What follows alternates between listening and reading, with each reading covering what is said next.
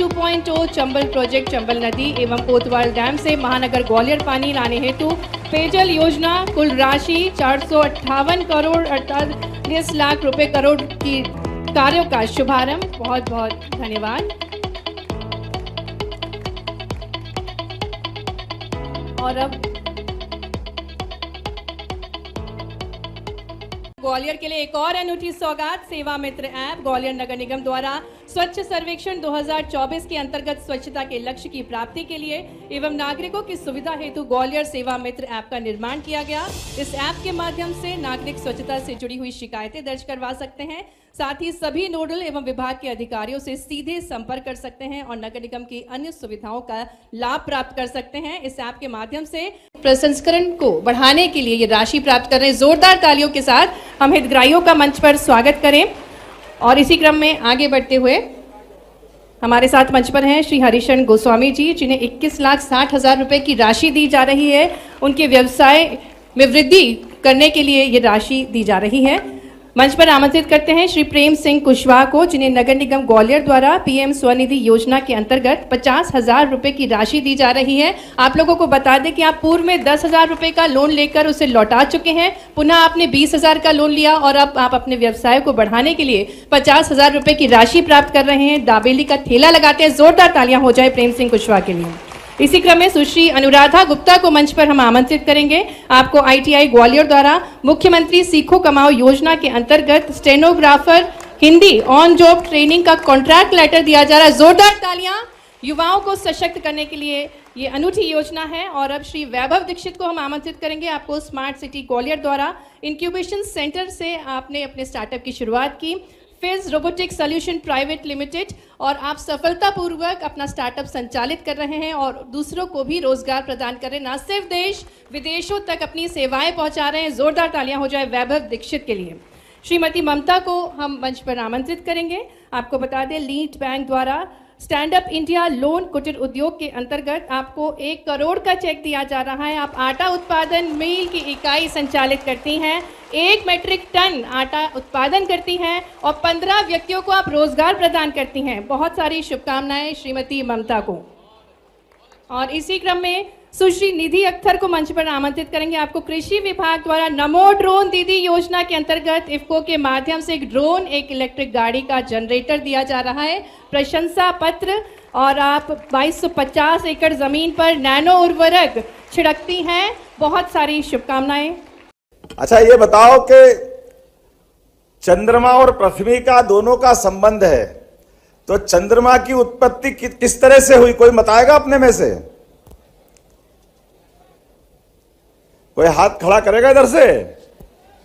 हाँ जरा बताइए बेटी, हाथ खड़ा कर रही, दो भैया उसको हाथ। सर नमस्ते। सर चंद्रमा की उत्पत्ति पृथ्वी से मानी जाती है।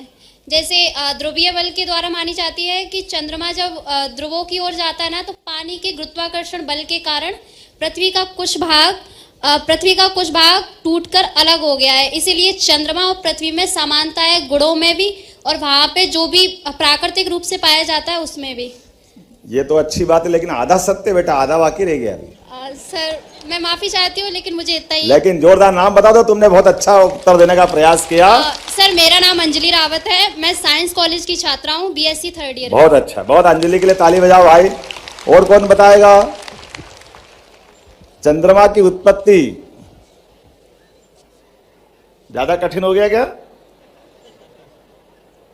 चलो मैं ही बता देता हूं। जब पृथ्वी हमारी अपनी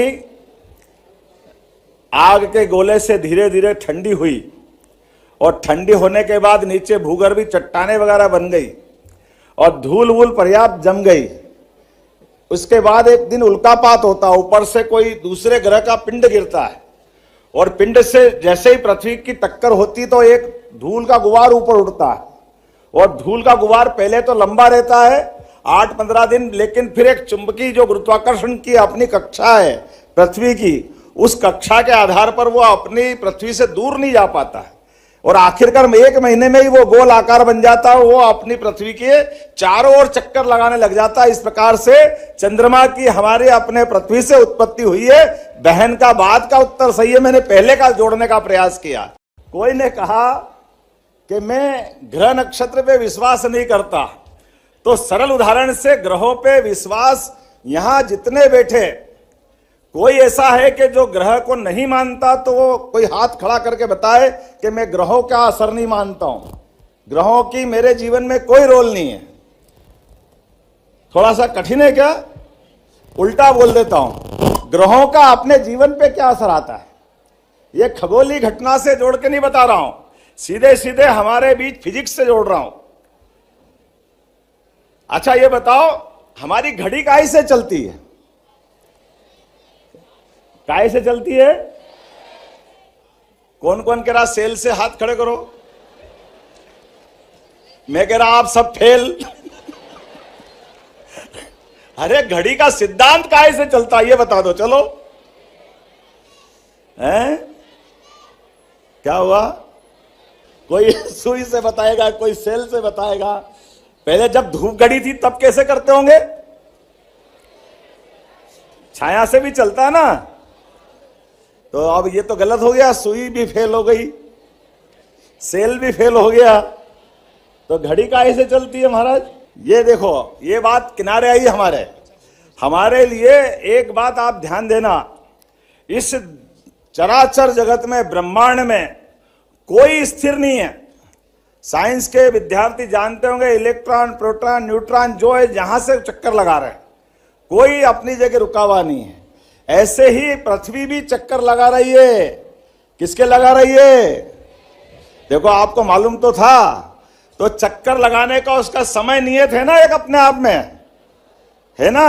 और पृथ्वी 2 तरह से घूम रही है, एक तो ऐसे घूम रही है और एक अपने अक्ष पे लगातार घूम रही है, जो दिन और रात की स्थिति लाती है।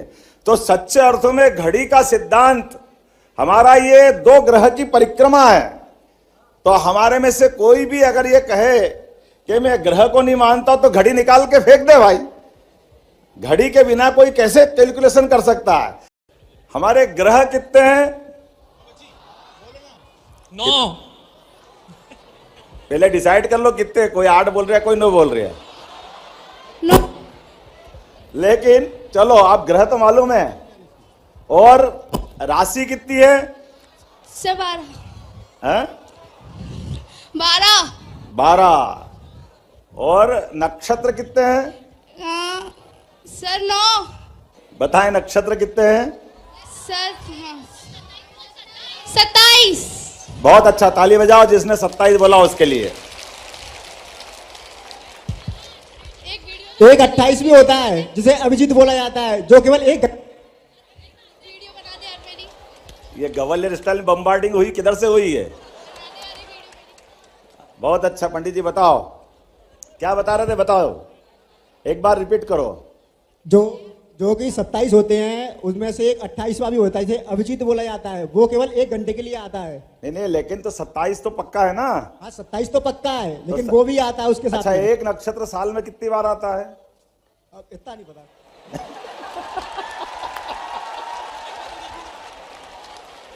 वो तो कोई बात नहीं, चलेगा। आपने आधा बुलाया, जोरदार ताली बजाओ इनके लिए भी। आपने, पंडित जी ने 27 तो किए, ये तो अच्छा हुआ। बाकी तो 27 भी नहीं बता रहे हैं। एक बार फिर जोरदार ताली बजाओ इनके लिए। अच्छा, ये 27 के बारे में बता देता हूं। एक नक्षत्र साल में 4 बार आता है, तो साल में 4 बार आया तो 4 का गुणा अगर 27 में कर दो, कितना हो गया? 108। हमारी यूजी की पढ़ाई और पीजी की पढ़ाई, आप किसी में भी अपनी यूजी पीजी करो, लेकिन स्नातक और स्नातकोत्तर ही बोला जाता है ना। ऐसे हमारे साधु संत भी साधना जब करते हैं, तो साधना के दरमियान उनने 1 साल का तप किया, अर्थात 1 साल में 4 बार नक्षत्र आएंगे, सभी 27, तो 108। और 1 साल से ज्यादा जो तप किया वो 1008। जोरदार आप ताली बजाकर इनकी बात की पूर्ति कर देते हैं। हमारे समय की गणना के लिए दुनिया भर में हर जगह समय की गणना का मूल बिंदु क्या है? कैसे करते हैं? ये मैंने इसलिए बात कही कि एक तो आपने भूगर्भीय बातों को समझने के लिए यहां इस संग्रहालय में जाओगे तो आपको सारी बात मालूम पड़ेगी। और ये मैं जो बात बता रहा हूं, ये समय की गणना के लिए हमारे पास इसी राज्य की पुरानी राजधानी उज्जैन, काल की गणना की नगरी, महाकाल का मतलब काल का, और काल मतलब समय, और समय की गिनती करने का तरीका ये प्राचीन ज्ञान विज्ञान है। और प्राचीन ज्ञान विज्ञान से आपकी जानकारी के लिए बता दूं, ये जो 12 राशि है हमारी, अभी थोड़ा कठिन हो जाएगा, मैं ही बता देता हूं। 12 राशि का भी एक पथ है। कौन है ज्योतिष का विद्यार्थी अपने में से? तो ज्योतिष के विद्यार्थी थोड़ा सा उसके नजदीक पहुंचेंगे कि हमारे यहाँ अपने पृथ्वी ये 360 डिग्री पर पूरा अपना आकार मान लेती है। ऐसा ही है ना, 360 डिग्री। और प्रत्येक डिग्री, प्रत्येक राशि को 30-30 डिग्री पर रख दो तो कितना हो गया? भारतीय हो गया 360। तो ये आपने में से कोई भी प्रत्येक राशि में इसका हिसाब लगा सकता है कि कौन सी राशि कब कितनी डिग्री पे जाएगी। ये हमारे अपने प्राचीन विज्ञान के लिए। इसलिए दुनिया के अंदर समय गणना की अगर बात करोगे तो दुनिया में समय गणना या तो सूर्य से या चंद्र से जोड़ते हैं।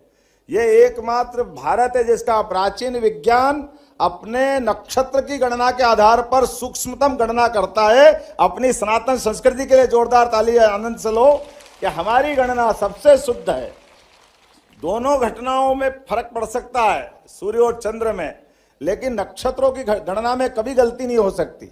इसलिए प्राचीन से प्राचीन जब भी सूर्य ग्रहण चंद्र ग्रहण निकालना हो तो हमारे पंचांग से पंडित जी फटाक से निकाल देते हैं। हमारे यहाँ इस ग्वालियर के अंदर यशस्वी प्रधानमंत्री ने आज ये मान के चलो इस साल की पूरे देश के अंदर सबसे बड़ी सौगात क्या दी है, कोई बताएगा? जोरदार ताली बजाने का केन बेतवा लिंक योजना के लिए मंजूरी दी है। जोरदार ताली बजाओ। नदी जोड़ो विश्व का पहला, ये वाकई अद्भुत योजना है। एक नदी से दूसरे नदी को जोड़ करके उस जल राशि का उपयोग अपने जीवन में भी किया जा सकता है। ये वाकई विश्व का नदी जोड़ो का कल्पना की थी स्वर्गीय भारत रत्न अटल बिहारी वाजपेयी जी के लिए। जोरदार अभिनंदन करो अपने अटल जी के लिए। तो हमारे बीच में से ग्वालियर से संबंध आता है इस बात का। लेकिन ये बात सही है कि नदी जोड़ो अभियान दुनिया के अंदर पहली बार आकार साकार मिलेगा तो हमारी केन बेतवा नदी के माध्यम से मिलेगा। और एक और बड़ी योजना है जिसको बोलते पार्वती काली सिंध चंबल योजना, पीकेसी योजना। ये ग्वालियर संभाग ऐसा संभाग है जिसको दोनों का लाभ मिलेगा। अपने आप के लिए जोरदार अभिनंदन कर लें। मित्रों, मैं ये बात आपके सामने इसलिए कह रहा हूं, आपकी आयु में और मंच पे बैठे हुए और सामने बैठे नीचे वाली लाइन के आयु में अंतर है। हम लोग वो दौर से निकल के चले जाएंगे जिनने ये जल के कष्ट के आधार पर जो अपनी उन्नति हो सकती थी, जहां तक जा सकते थे, वहां जाने में अभी हमारी परिणाम तक आने में काफी कष्ट हुए, लेकिन हम देख नहीं पाए। लेकिन आपकी पीढ़ी एक नया इतिहास लिखेगी जिसके बलबूते पर मध्य प्रदेश दुनिया के सामने आदर्श प्रदेश बनेगा। मुझे इस बात की गारंटी है। ये माननीय प्रधानमंत्री द्वारा दिए जा रहा राशि 1,00,000 करोड़। जोरदार अभिनंदन करो अपनी केन बेतवा नदी योजना के लिए। 1,00,000 करोड़ के आधार पर केन बेतवा नदी जोड़ो अभियान पूरा होगा। और नदी जोड़ो अभियान के आधार पर हमारे 8.5 लाख बुंदेलखंड के लोग, और बुंदेलखंड से शिवपुरी तक, शिवपुरी एकमात्र जिला ऐसा रहेगा जिनको दोनों नदी जोड़ों का लाभ मिलने वाला है। इस बात का आनंद हमारे सबके बीच में होना चाहिए। पार्वती काली सिंध चंबल योजना का लाभ और केन बेतवा का लाभ, दोनों का लाभ एकमात्र जिला, लेकिन पूरा क्षेत्र ये एकदम से आनंद में आएगा।